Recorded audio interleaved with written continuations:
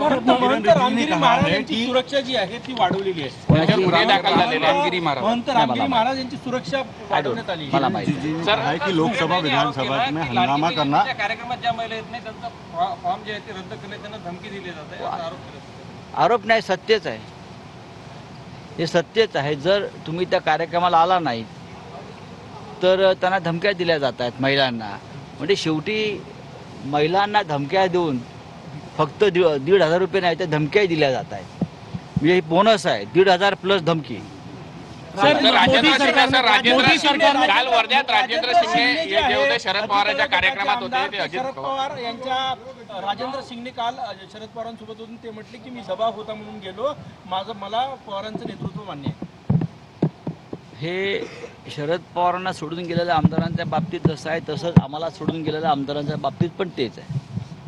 ED, CBI, income tax, police यांनी दाखल केलेले खटले, त्या यंत्रणेवरती असलेला अमित शाह फडणवीसांचा दबाव, त्याच्यातून आमदार फुटले आहेत। स्वतः एकनाथ शिंदे यांच्यावर खटले टाकण्याची आणि त्यांना अटक करण्याची धमकी होती, त्यांच्या पेल अटक केली होती आणि या सगळ्यातून हे सरकार बनलेलं आहे।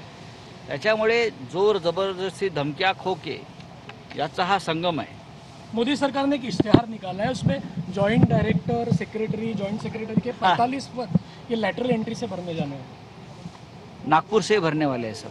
सर अंजली दमानी ने कहा है कि नागपुर से भरने वाले हैं सब। सर अंजली दमानी यांनी गंभीर आरोप केले अजितदादांवर। सही